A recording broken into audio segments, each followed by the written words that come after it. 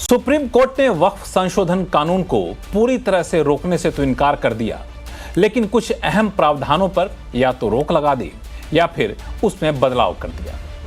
हालांकि यह फैसला एक अंतरिम फैसला है, लेकिन सबसे खास बात यह है कि इस अंतरिम फैसला का दोनों पक्षों ने स्वागत किया है। तो क्या माना जाए कि वक्फ कानून में बदलाव के पीछे जो मकसद था वो सुप्रीम कोर्ट के फैसले के बाद भी नए कानून से पूरा हो सकेगा? साथ ही सवाल यह है कि क्या वक्फ कानून को लेकर विवाद अब खत्म हो गए? क्या अब इस कानून को लागू करने का विरोध नहीं होगा, या फिर इस अंतरिम फैसले के बाद अंतिम फैसला आने तक इस पूरे मामले में कुछ और पहलू निकलकर सामने आएंगे क्या? आज आवाज अड्डा में करेंगे हम इसी पर खास चर्चा। नमस्कार, मैं हूं लक्ष्मण राय और चर्चा में शामिल होने वाले अपने मेहमानों से आपका परिचय कराऊं। इससे पहले आकर देखिए कि सुप्रीम कोर्ट ने कहा क्या और उस पर प्रतिक्रिया किस तरह की आई है।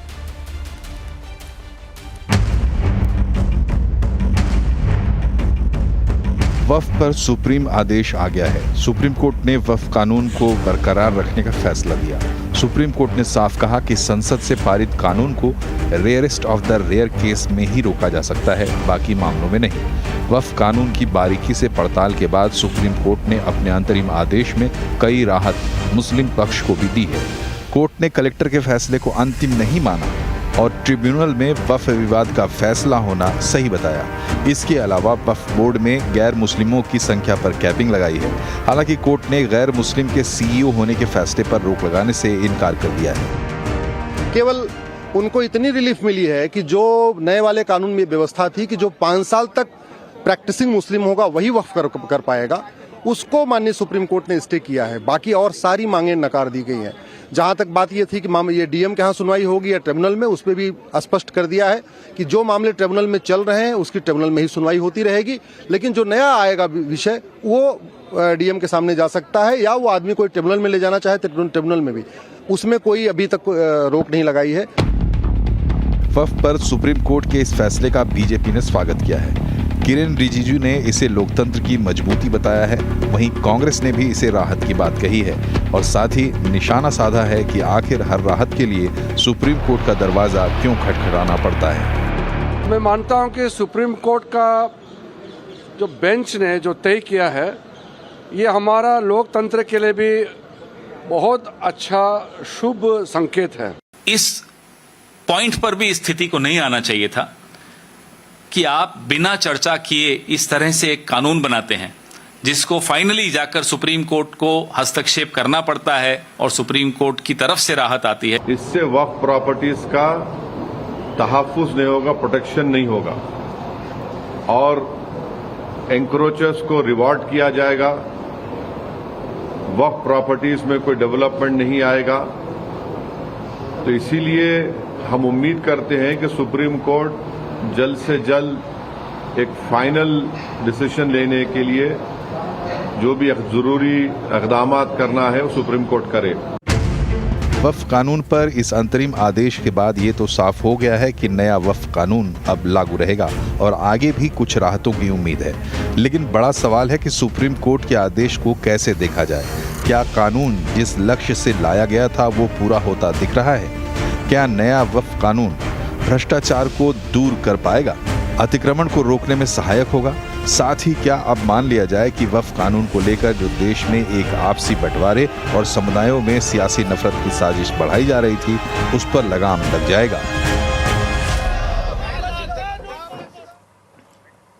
इन सारे सवालों का जवाब हम ढूंढने की कोशिश करेंगे। हमारे साथ मेहमानों का खास पैनल है।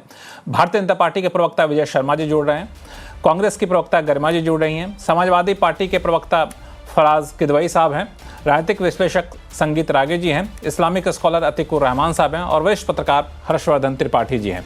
आप सही मेहमानों का बहुत बहुत स्वागत हमारे शो में। शुरुआत में विजय शर्मा साहब आपसे चाहूँगा कि इस बिल को जब पारित किया गया तो उस वक्त कई सारे मुद्दे उठे थे, लेकिन उन मुद्दों को सरकार ने खारिज कर दिया और उनमें से कई मुद्दों को अब सुप्रीम कोर्ट ने यहाँ पे स्वीकार किया है। फिर भी आप कह रहे हैं कि ये सबके हित में है, आप इस फैसले को स्वीकार कर रहे हैं, क्या वजह है?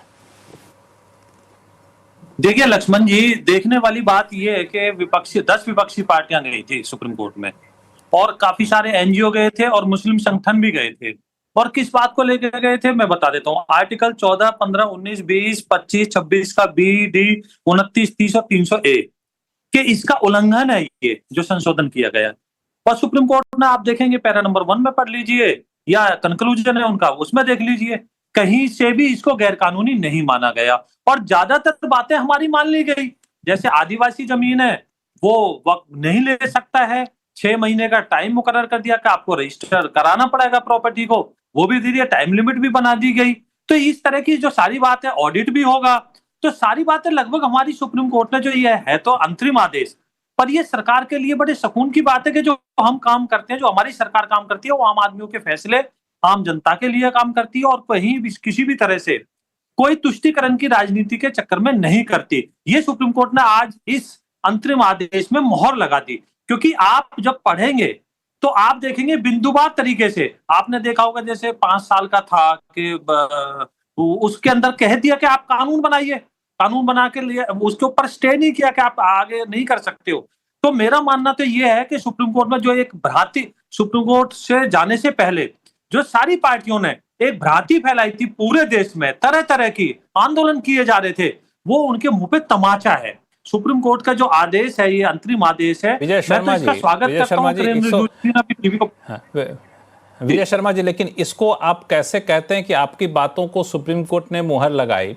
कलेक्टर के पास आपने जो अधिकार रखा था उसकी सीमाएं बांध दी गई कि ट्रिब्यूनल में जा सकता है, गैर मुस्लिम सदस्यों की अधिकतम सीमा पर रोक लगाई, यहाँ पर अलग से सीमा संख्या तय कर दी गई। तो कैसे आप कह रहे हैं कि ये हमने जो कहा उसी को सुप्रीम कोर्ट ने किया? आपने तो इन सारी चीज़ों पर अलग रुख अपनाया था, कानून में अलग प्रावधान दिया था, सुप्रीम कोर्ट ने अलग प्रावधान दिया है। देखिए लक्ष्मण जी, हमने कभी नहीं कहा कि गैर मुस्लिम बहुमत में होंगे बोर्ड में। दिखा दीजिए, मैं चुनौती देता हूं, लाइए मुझे, दिखाइए। ये भ्रांति ही तो थी, इसीलिए तो आंदोलन खड़े किए जा रहे थे। हमने कहा था कि मैक्सिमम मेंबर 12 तो फिर तो अब इसमें सुप्रीम कोर्ट ने 4 कर दिए। तो ठीक है, हम भी यही कह रहे थे कि मैक्सिमम उससे नीचे नीचे रखेंगे हम। हमने तो कहीं ये नहीं कहा था कि बहुमत में गैर मुस्लिम होंगे। तो ये इनकी जो भ्रांति फैलाने की कोशिश थी उसमें ये कामयाब नहीं हुए। सुप्रीम कोर्ट का फैसला इसलिए हमारे लिए स्वागत योग्य है। जी गरिमा जी, आप भ्रांति फैलाने की कोशिश आप लोग कर रही थी, लेकिन उस भ्रांति फैलाने में आप लोग कामयाब नहीं हो पाए, ऐसा विजय शर्मा जी का दावा। हालांकि आपके पार्टी के वरिष्ठ नेताओं का बयान ये आया है कि ये दरअसल लोकतंत्र की जीत है और जो मुद्दा हम लोग संसदीय समिति में उठा रहे थे उसको सरकार ने नहीं स्वीकारा, अब सुप्रीम कोर्ट ने उसको स्वीकार करने को मजबूर किया है।